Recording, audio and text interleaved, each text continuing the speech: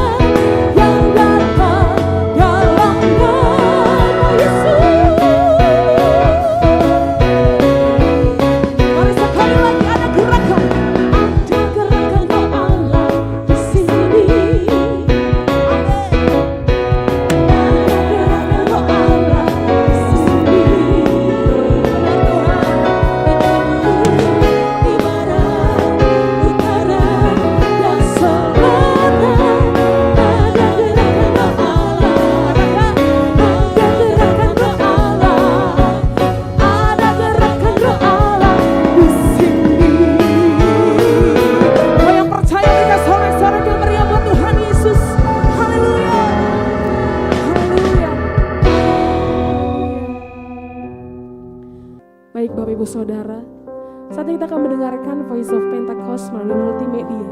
Kami ucapkan selamat mendengarkan Bapak Ibu. Tuhan Yesus memberkati. Shalom saudara, memasuki tahun 2023, kita mendapatkan tuntunan dari ayat 2 Korintus 2 ayat 14 yang berkata, "Tetapi syukur bagi Allah yang dalam Kristus selalu membawa kami di jalan kemenangannya. Dengan perantaraan kami, Ia menyebarkan keharuman pengenalan akan Dia di mana-mana."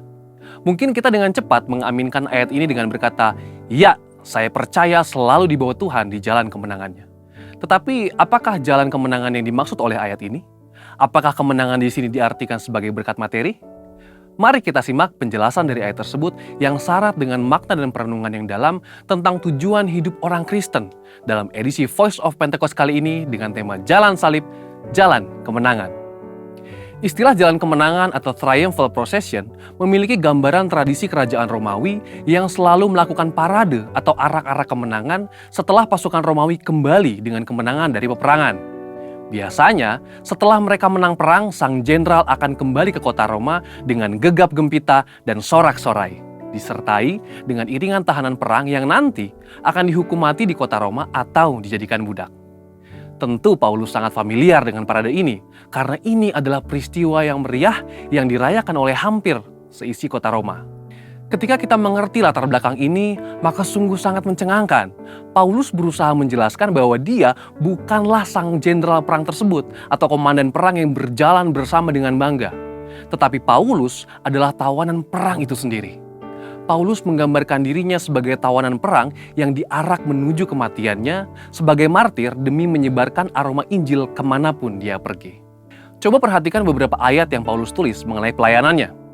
Dalam 1 Korintus 4 ayat 19 dikatakan, "Sebab menurut pendapatku, Allah memberikan kepada kami, para rasul, tempat yang paling rendah, sama seperti orang-orang yang telah dijatuhi hukuman mati. Sebab kami telah menjadi tontonan bagi dunia, bagi malaikat-malaikat, dan bagi manusia." Lalu di dalam 2 Korintus 1 ayat 9 dikatakan, "Bahkan kami merasa seolah-olah kami telah dijatuhi hukuman mati. Tetapi hal itu terjadi supaya kami jangan menaruh kepercayaan pada diri kami sendiri, tetapi hanya kepada Allah yang membangkitkan orang-orang mati." Juga dalam 2 Korintus 4 ayat 10 dikatakan, "Kami senantiasa membawa kematian Yesus di dalam tubuh kami, supaya kehidupan Yesus juga menjadi nyata di dalam tubuh kami." Bagaimana kita bisa memahami ayat-ayat yang keras seperti ini? Sesungguhnya, Paulus sedang mengajarkan bahwa jalan kemenangan di dalam kehidupan orang percaya adalah jalan salib. Orang-orang yang mengerti bahwa mengikuti Yesus itu ada harga yang harus dibayar. Dan Yesus sudah memberikan yang terbaik, yaitu nyawanya sendiri, sehingga sudah sepatutnya kita hidup bagi Kristus. Ayat ini mengajak kita untuk merenungkan dan menghidupi penderitaan Kristus ketika Dia memikul salib menggantikan kita. Memang kita tidak bisa menggantikan karya Kristus di kayu salib, tetapi kuasa salib dan pesan kematian Yesus harus selalu hadir dalam kehidupan dan pelayanan kita. Inilah yang Paulus maksudkan ketika dia berkata, "Dengan perantaraan kami, Ia menyebarkan keharuman pengenalan akan Dia di mana-mana." Dengan kata lain, kehidupan kita sebagai pengikut Kristus hendaknya dikenal sebagai orang yang menyebarkan Injil dan kabar baik itu di mana-mana. Lewat hidup kita, orang boleh melihat Kristus dan Injil itu nyata. Paulus pun sudah berbicara di dalam 1 Korintus 1 ayat 17-18, "Sebab Kristus mengutus aku bukan untuk membaptis, tetapi untuk memberitakan Injil. Dan itu pun bukan dengan hikmat perkataan, supaya salib Kristus jangan menjadi sia-sia. Sebab pemberitaan tentang salib memang adalah kebodohan bagi mereka yang akan binasa. Tetapi bagi kita yang diselamatkan, pemberitaan itu adalah kekuatan Allah." Dari semua penjelasan ini, kita dapat mengambil kesimpulan bahwa kehidupan yang kita jalani sebagai pengikut Kristus, baik itu dalam keadaan suka maupun duka, baik itu dalam keadaan diberkati atau dalam pergumulan, semuanya dapat digunakan sebagai kesaksian bagaimana Kristus bekerja di dalam dan melalui kita. Melalui keadaan baik, sukacita dan berkat-berkat yang kita terima dari Tuhan, itu menjadi kesaksian bagaimana Tuhan mengasihi dan memberkati kita.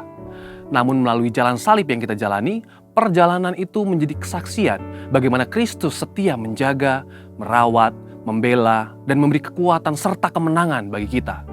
Kehidupan kita sebagai pengikut Kristus dalam menempuh jalan salib itu menjadi bukti akan penyertaan Kristus dan menjadi bukti bahwa mengikut Kristus adalah jalan kemenangan. Saudara, Untuk penjelasan lebih lanjut dari tim teologi kami, silakan buka link yang ada di atas atau scan QR Code yang tersedia. Mari kita bangkit, jadilah pemenang.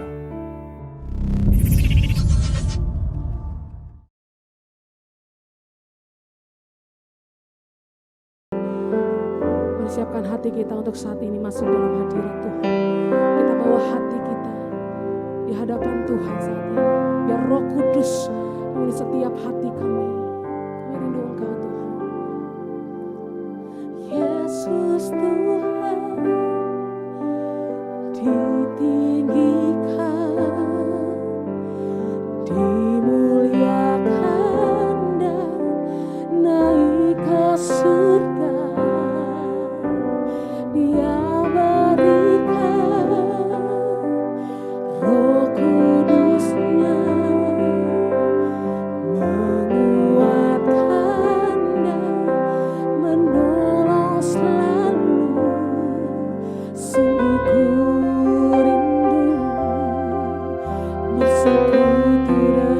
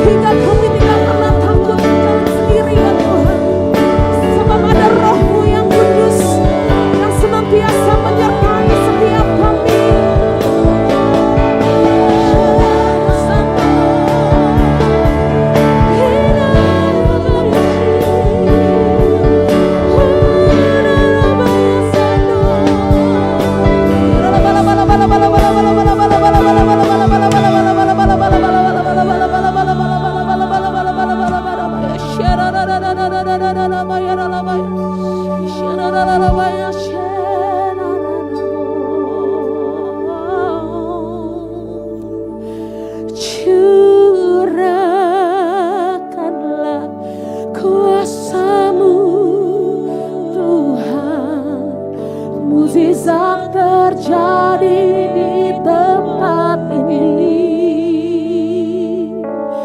Curahkanlah kuasa-Mu Tuhan, mukjizat terjadi sekarang ini.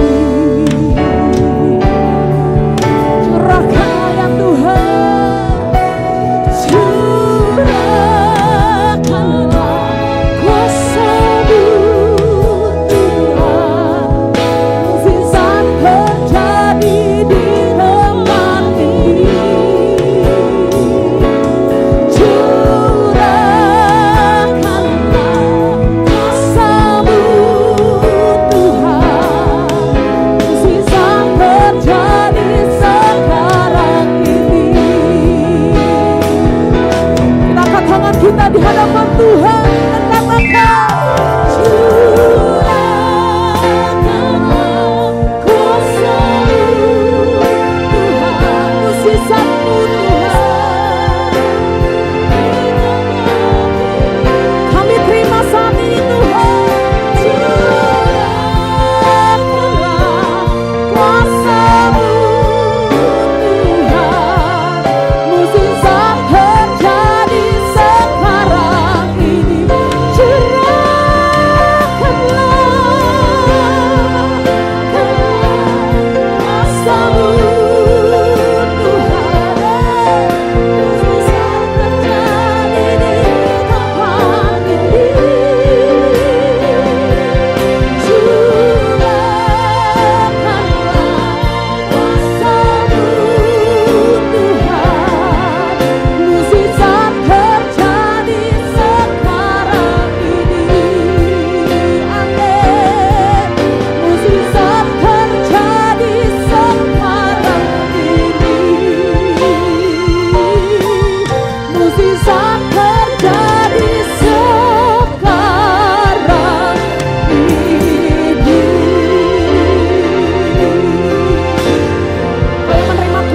Kudus, kasih tepuk tangan yang meriah buat Tuhan Yesus.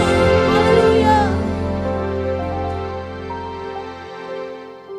Baik Bapak Ibu Saudara, puji nama Tuhan, saatnya kita akan mendeklarasikan arti Pentakosta yang ketiga bersama-sama. Mari dengan lantang dan keras Bapak Ibu. Pentakosta ketiga.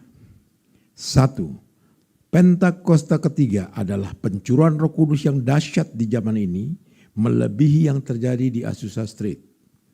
2. Pentakosta ketiga akan mengakibatkan penuaian jiwa yang terbesar dan yang terakhir sebelum Tuhan Yesus datang kembali. 3. Pentakosta ketiga akan membangkitkan generasi Yeremia, yaitu anak-anak muda yang dipenuhi Roh Kudus, cinta mati-matian kepada Tuhan Yesus, tidak kompromi terhadap dosa, dan akan bergerak untuk memenangkan jiwa. 4. Pentakosta ketiga lahir di Indonesia dan bergerak ke bangsa-bangsa. Gerakan ini dari timur ke barat dan akan kembali ke Yerusalem. 5. Pentakosta ketiga akan memberikan kuasa untuk menyelesaikan amanat agung, dan setelah itu Tuhan Yesus datang kembali.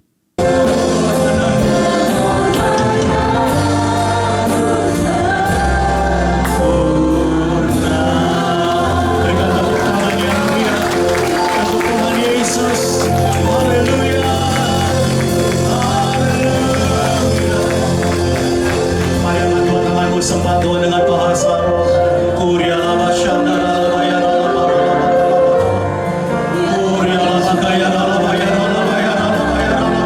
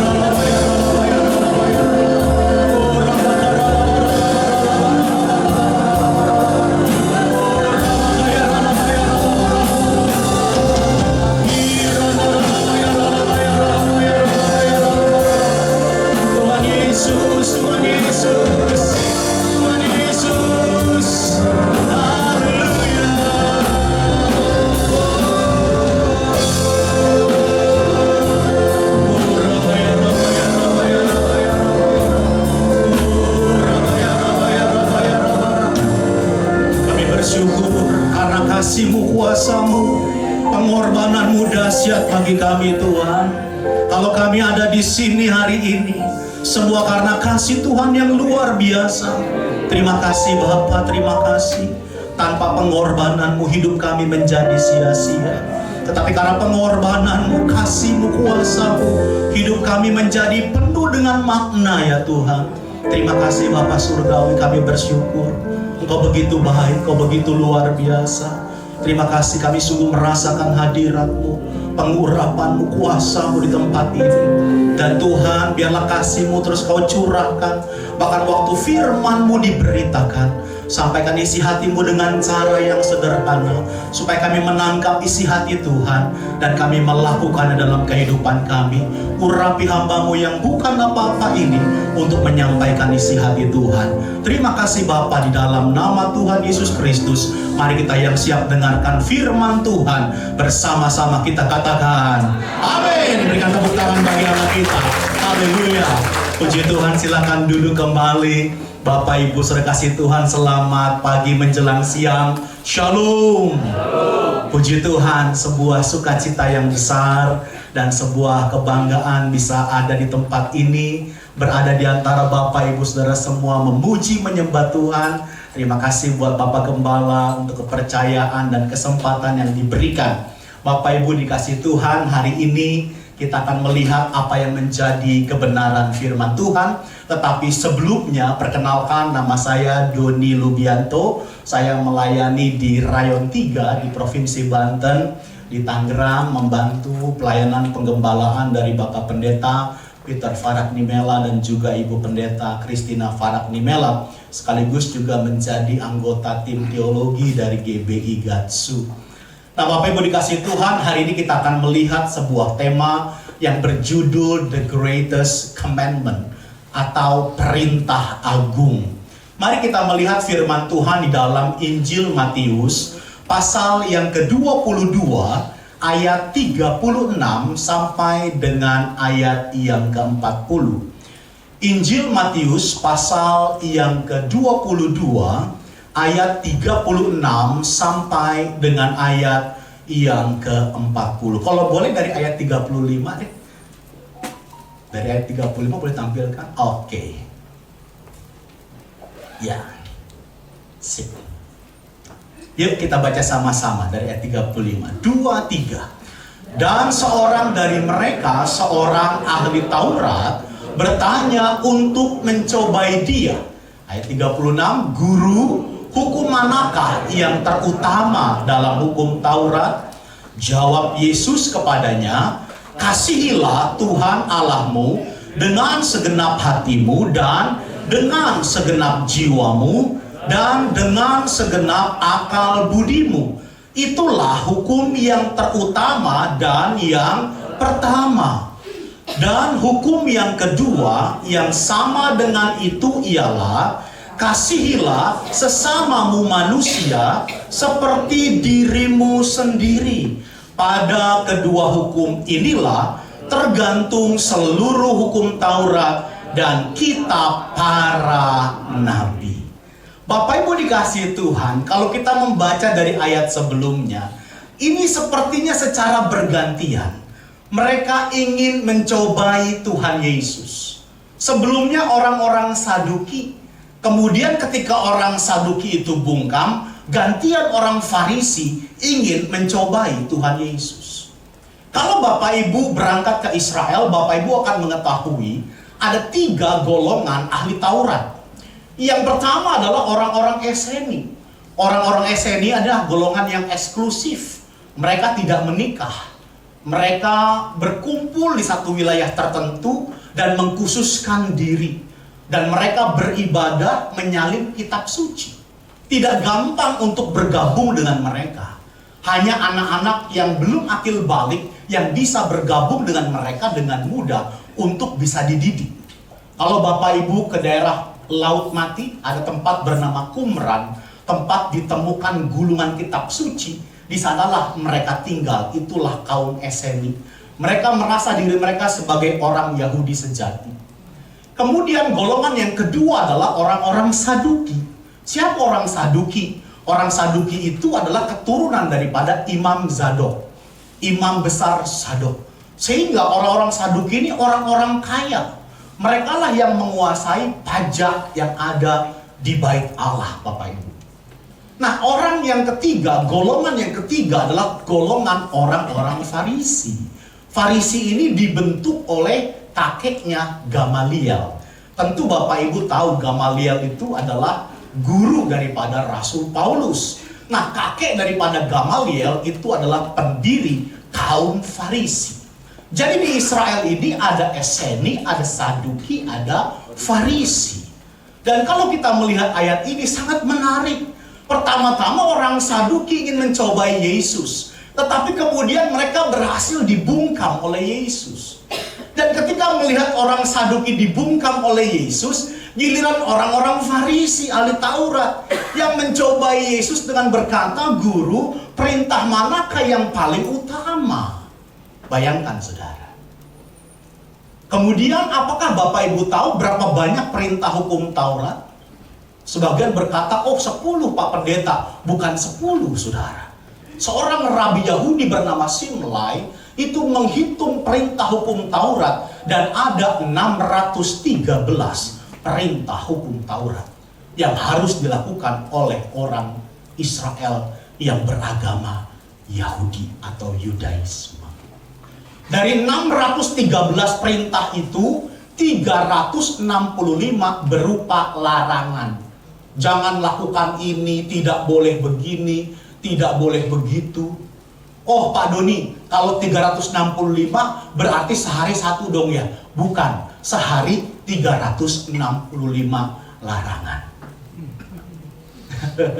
Jadi bukan berarti jumlahnya sama dengan jumlah tahun, sehari satu, tidak, saudara. Sehari 365 larangan. Ditambah dengan 248 yang harus dilakukan atau perintah positif. Bayangkan, 613. Kemarin kami ya sekalipun nggak ketemu gitu ya, tapi sama-sama ke Tanah Perjanjian sama Pak Gembala. Kebetulan tour guide kami Pak Nisim Atias. Kalau Pak Gembala siapa kemarin dia? Oh, Pak Yari, oke. Nah, terus kemudian Pak Nisim bilang begini di bus tour guide kami, orang Yahudi asli, agama Yudaisme. Dia bilang begini, "Bapak-bapak dan ibu-ibu," kata dia, "menjadi pemeluk agama Yudaisme itu tidak mudah. Tetaplah jadi orang Kristen." Dia bilang begitu, saudara ya. Karena tadi itu, saudara, 613 perintah itu bukan hal yang mudah. Nah, dari 613 itu mengatur banyak hal tentang rumah tangga, pemerintahan, etika, moral, perdagangan, perkawinan, kekudusan hidup, hal beribadah, macam-macam, saudara. Sehingga menjadi perdebatan di antara mereka, mana yang paling utama. Dan itu nggak pernah putus. Itulah sebabnya mereka ingin mencoba Yesus. Di antara kita aja, ahli Taurat, belum putus mana yang paling utama. Coba tanya sama Yesus. Mereka bertanya kepada Yesus, "Guru." Nah, ini dia, luar biasa, saudara. Perintah mana yang paling utama? Jadi bertanya untuk menjebak. Jadi ternyata bukan cuma ahli Taurat, saudara. Saya seorang dosen di STT. Saya juga guru kom. Kadang ada juga murid-murid kom yang bertanya untuk menjebak, ada juga. Berarti kalau mahasiswa atau murid kom bertanya untuk menjebak gurunya, ini model Farisi. Tapi kalau bertanya ingin tahu, berarti lain, pengen belajar begitu, saudara ya. "Guru, perintah mana yang paling utama?" Mereka pengen tahu apakah tentang hukum moral, apakah tentang hukum beribadah, apakah tentang hukum keluarga, hukum perdagangan, hukum negara. Tetapi Yesus menjawab apa? "Kasihilah Tuhan Allahmu dengan segenap hatimu, dan dengan segenap jiwamu, dan dengan segenap akal budimu." Itulah hukum yang terutama dan yang pertama. Dan hukum yang kedua yang sama, yang equal, yang sederajat dengan itu ialah, "Kasihilah sesama manusia seperti dirimu sendiri." Pada kedua hukum itulah tergantung seluruh hukum Taurat dan kitab para nabi. Jadi intinya kalau kamu belum sempat mempelajari seluruh hukum Taurat dan kitab para nabi, maka intinya adalah kasihilah Tuhan Allahmu dan kasihilah sesama. Bapak Ibu dikasihi Tuhan, lewat perintah agung ini, paling tidak ada 3 hal yang bisa menjadi pembelajaran untuk kita pada hari ini. Yang pertama, first thing first dalam hidup kita, kasihilah Tuhan Allah. First thing first, yang utama, yang menjadi prioritas dalam hidup kita adalah kasihilah Tuhan Allah. Yang setuju katakan amin. Bilang kiri kanannya, yang utama adalah kasihi Tuhan Allah. Ini luar biasa, saudara. Kalau Bapak Ibu mengetahui perintah ini diambil dari perjanjian lama. Di perjanjian lama ini pertama kalinya Tuhan memberikan perintah supaya orang Israel mengasihi Tuhan. Sebelumnya, setiap kali Tuhan berbicara tentang kasih, itu adalah kasih Tuhan kepada umatnya. Tetapi saudaraku dikasih Tuhan, melalui perintah ini yang dikutip dari perjanjian lama, inilah pertama kalinya Tuhan minta supaya umatnya mengasihi Tuhan. Kalau Bapak Ibu tahu, di dalam 1 Yohanes pasal 4 ayat 19, Rasul Yohanes berkata, kita mengasihi karena Allah terlebih dahulu mengasihi kita. Amin, saudara. Jadi Tuhan itu kasih perintah untuk mengasihi dia, bukan perintah yang egois, saudara. Yang setuju katakan amin. Bukan perintah seperti begini, sayangi gue dong, cintai gue dong. Tapi yang sifatnya egois, bukan demikian. Tetapi Allah memberikan perintah kepada kita untuk mengasihi dia karena dia lebih dahulu sudah mengasihi kita. Amin, saudara. Jadi ini bukan perintah yang egois. Dan sangat menarik sekali. Perintah ini berkata, kasihilah Tuhan Allahmu, bukan kasihilah istrimu, bukan kasihilah suamimu. Wow. Padahal orang yang paling dekat dengan kita, bukankah pasangan kita? Betul ya Bapak Ibu? Bukankah suami kita? Bukankah istri kita? Tetapi perintah yang utama dan terutama, dikatakan Tuhan bukan mengasihi suami, bukan mengasihi istri, tetapi mengasihi Tuhan Allah. Perintah ini tidak berkata kasihilah pekerjaanmu, kasihilah bisnismu, kasihilah hartamu, kasihilah kesuksesanmu, kasihilah hobimu. Bukan, saudara. Tapi kasihilah Tuhan Allah. Ada orang salah berpendapat menurut saya. Dia bilang begini, Pak Pendeta, suami saya mah bagaimana nggak sayang sama saya. Sama perkututnya aja dia sayang, apalagi sama saya. Belum tentu, saudara. Suami saya, Pak Pendeta, sama ikan koinya aja sayang, apalagi sama saya. Belum tentu, saudara. Belum tentu. Kalau ada suami, ada istri yang mencintai hal-hal yang lain selain Tuhan, belum tentu dia mencintai kita dengan baik. Tetapi kalau seorang suami, seorang istri mencintai Tuhan dengan segenap hati, dengan segenap jiwa, dengan segenap akal budi, yakinlah dia pasti mencintai suaminya, dia pasti mencintai istrinya dengan sungguh-sungguh. Amin, saudara. Itu sebabnya, ayo para suami, lebih dahulu kasihi dia dengan sungguh-sungguh. Amin. Ayo para istri, kasihi Tuhan dengan sungguh-sungguh. Jangan salah kaprah, Pak. Suami saya mah penyayang luar biasa sama keluarga, Pak. Kok ibu tahu? Kerjanya mati-matian, Pak. Pergi pagi, pulang malam. Kalau sama kerjaannya dia leken Pak, rajin. Saudara, akhirnya lupa nggak ibadah, nggak baca Alkitab, nggak saat teduh. Jangan pikir kalau orang cinta sama pekerjaannya, mencintai keluarga dengan sungguh-sungguh. Tidak, saudara. Dengar ini baik-baik. Jangan sampai kasih kita kepada yang lain melampaui kasih kita kepada Tuhan. Yang setuju katakan amin. Termasuk jangan sampai kasih kita kepada pelayanan kita melebihi kasih kita kepada Tuhan. Amin. Sebelum tahun 2016, kasih saya kepada pelayanan saya lebih daripada kasih saya kepada Tuhan tanpa saya sadari. Saya cinta Tuhan, cinta Tuhan. Saya rajin di gereja jadi rumah nomor 1. 16 jam sehari di gereja, 8 jam di rumah. Di rumah pun mengerjakan pekerjaan gereja. Jam 1 pagi istri saya melek. Saya masih depan laptop. Belum selesai saya. Belum, tunggu sebentar lagi. Bayangkan saudara. 1:30 masih kirim email Pak Gembala.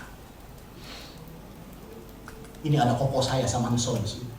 Acara keluarga, ponakan ulang tahun, ada yang menikah, ada perayaan Imlek. Saya selalu absen, tidak hadir. Kenapa? Ada di gereja.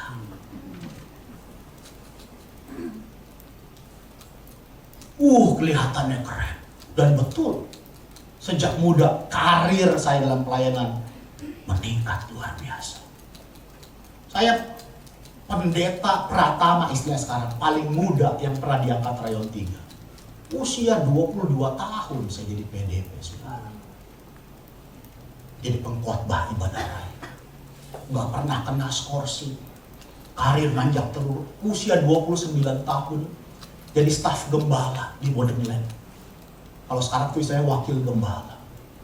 Di Modern Land itu ada 7.000 jemaat, 400 pengerja, 40 pendeta membantu pelayanan Pak Peter saya waktu itu.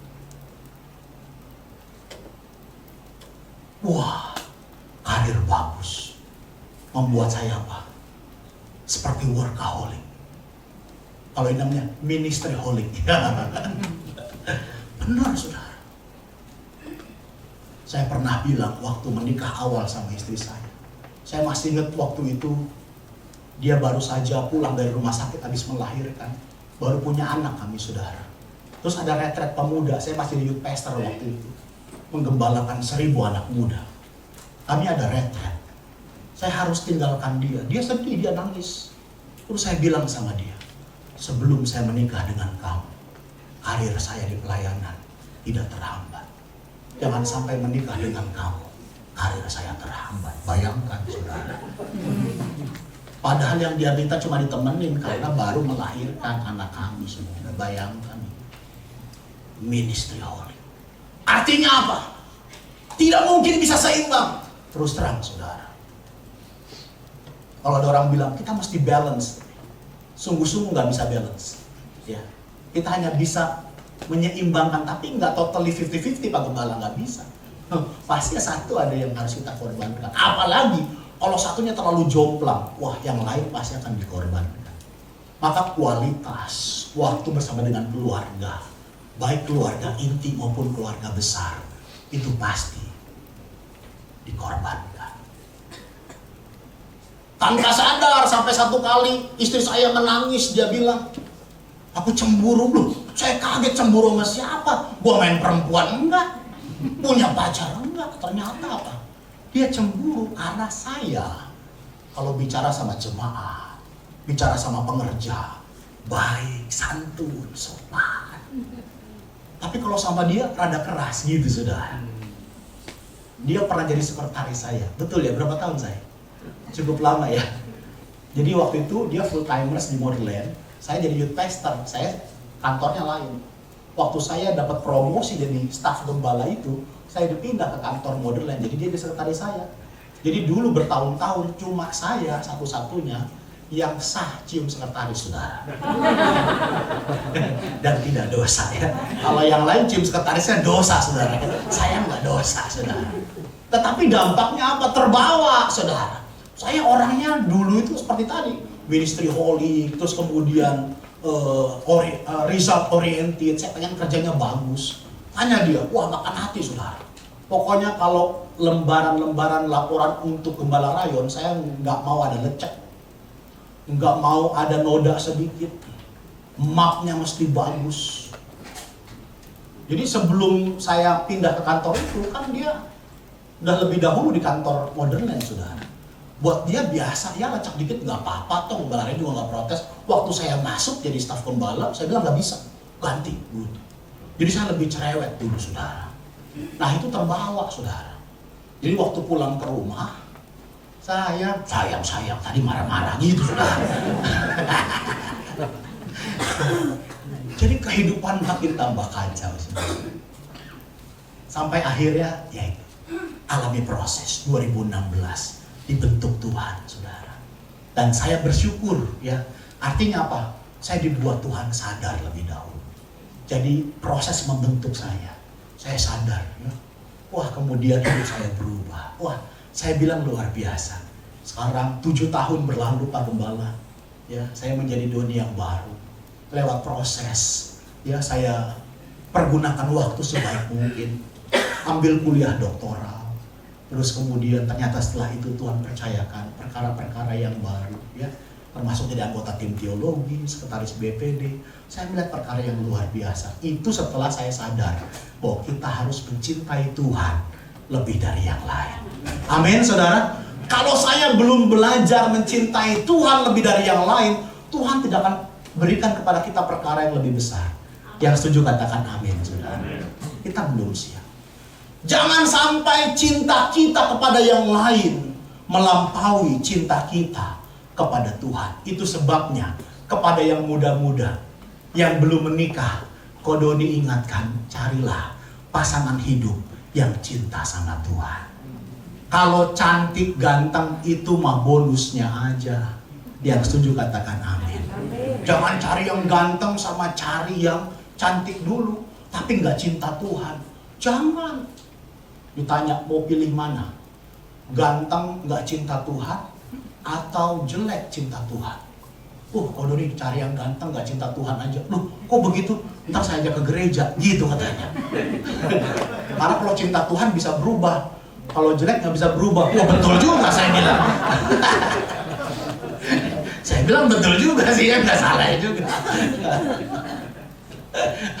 Tapi jangan begitu prinsipnya ya. Kalau punya prinsip begitu ntar yang jelek-jelek kayak Kodoni nggak kebagian jodoh ya. Jangan. Nomor 1, carilah yang cinta Tuhan sungguh-sungguh. Karena kalau laki-laki cinta Tuhan sungguh-sungguh, dia akan mencintai istrinya sungguh-sungguh. Kalau seorang istri mencintai Tuhan sungguh-sungguh, dia akan mencintai suaminya sungguh-sungguh. Ya, oke.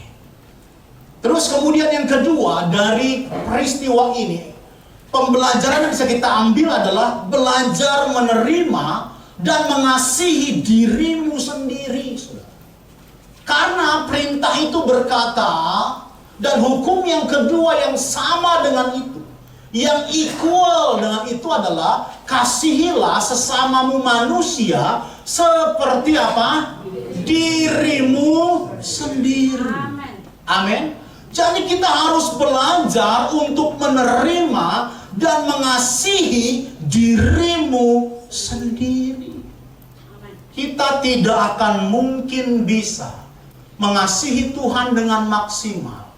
Kita tidak akan mungkin bisa mengasihi sesama kita dengan maksimal. Kita tidak mungkin bisa mengasihi pasangan kita dengan maksimal kalau kita tidak bisa mengasihi diri kita sendiri. Ingat ya, mengasihi, bukan mengasihani. Itu lain, saudara. Mengasihi diri sendiri, bukan mengasihani diri sendiri. Itu dua hal yang berbeda. Kalau mengasihani diri sendiri, kasihannya gue ya, itu saudara. Tapi mengasihi diri sendiri aja, menerima diri sendiri, berdamai dengan dirinya sendiri.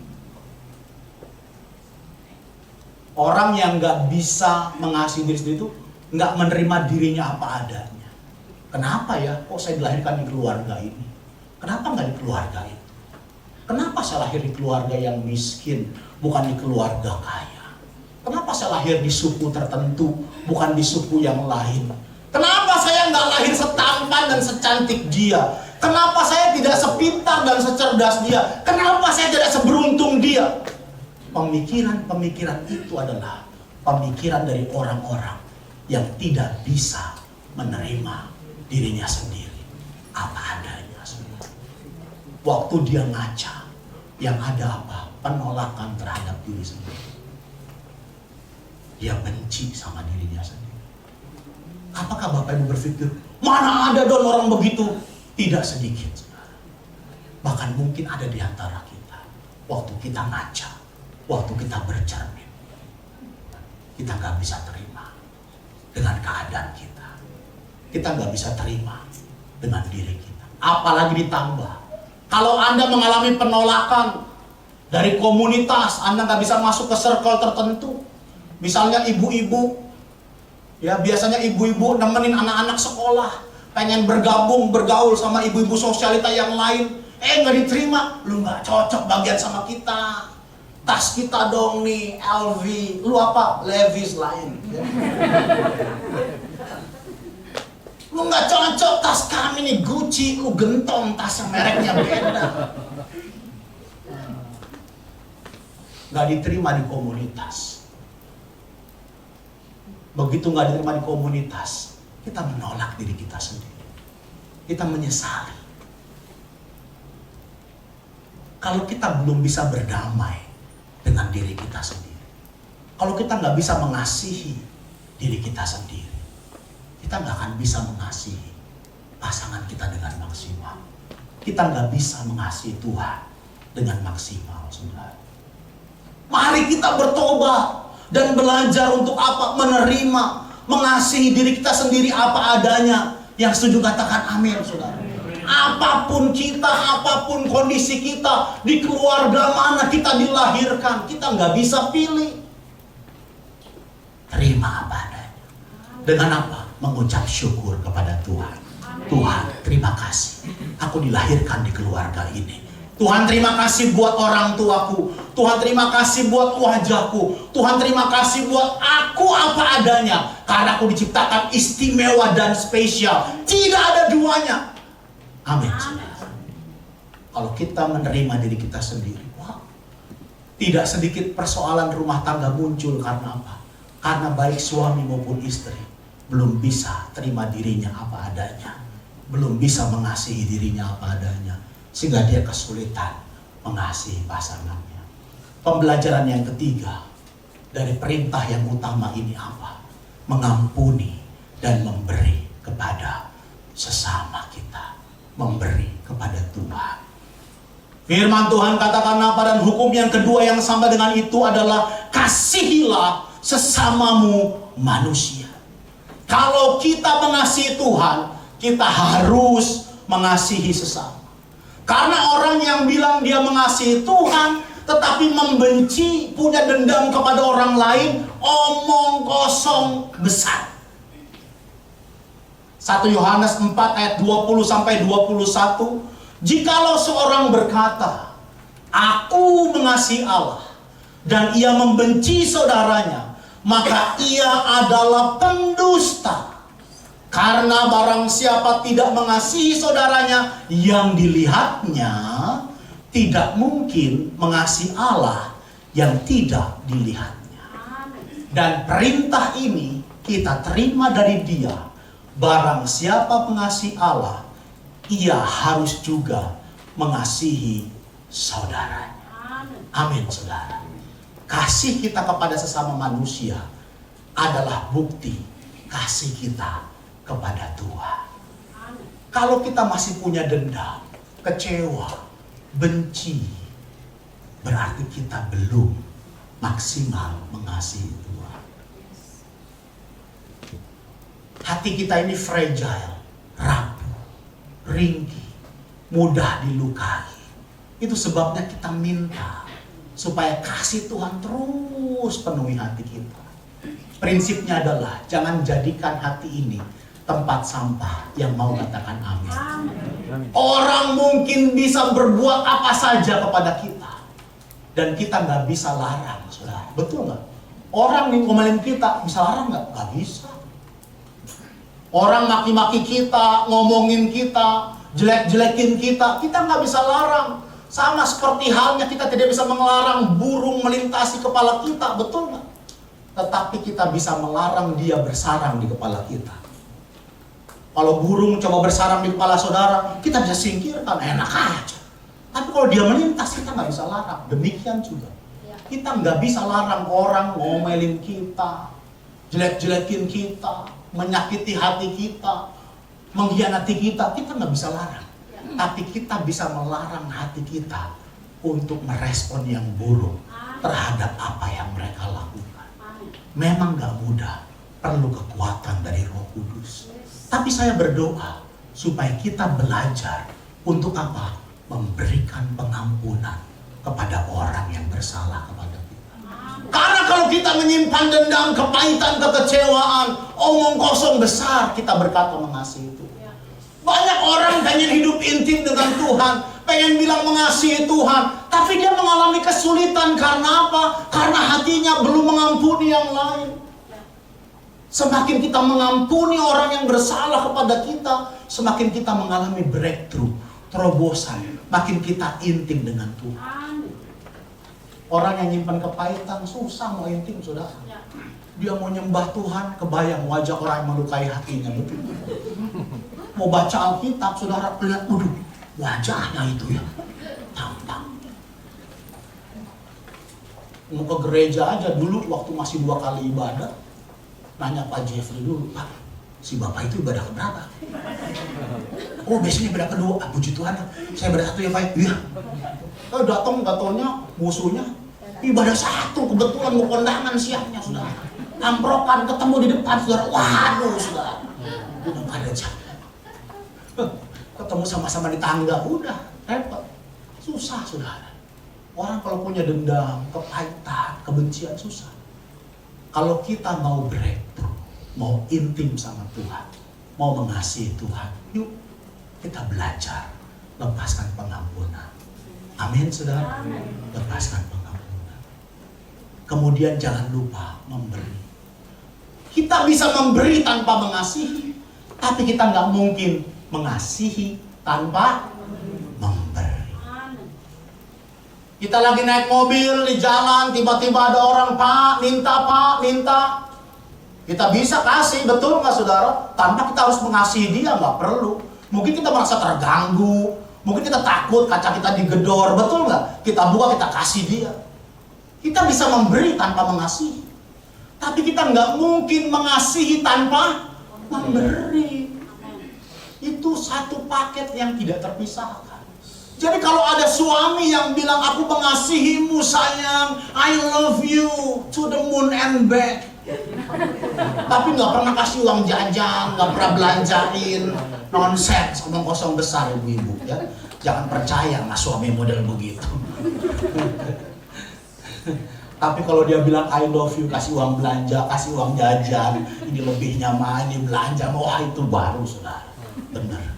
Saya tidak mengajarkan ibu materialistis, tidak. Tapi mengasihi itu seiring dengan apa? Memberi. Kalau kita mengasihi Tuhan, kita memberi kepada Tuhan. Amin, saudara. Bagaimana caranya, Pak? Tentu lewat gereja, saudara.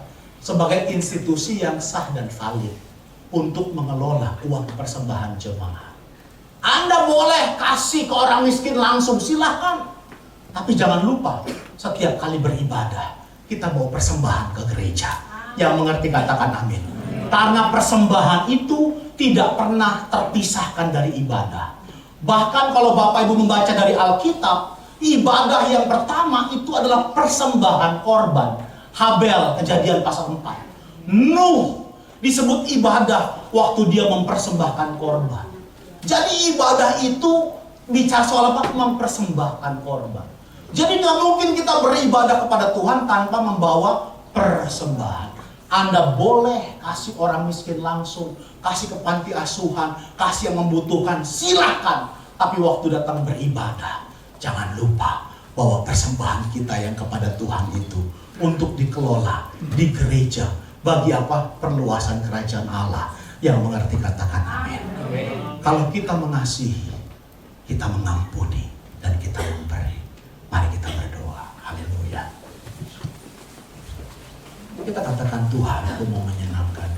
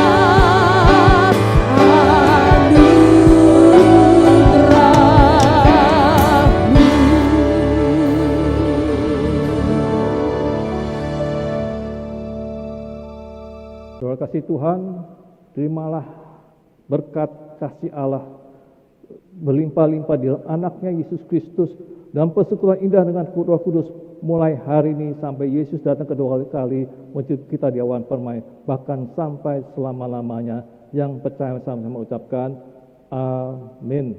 Tuhan.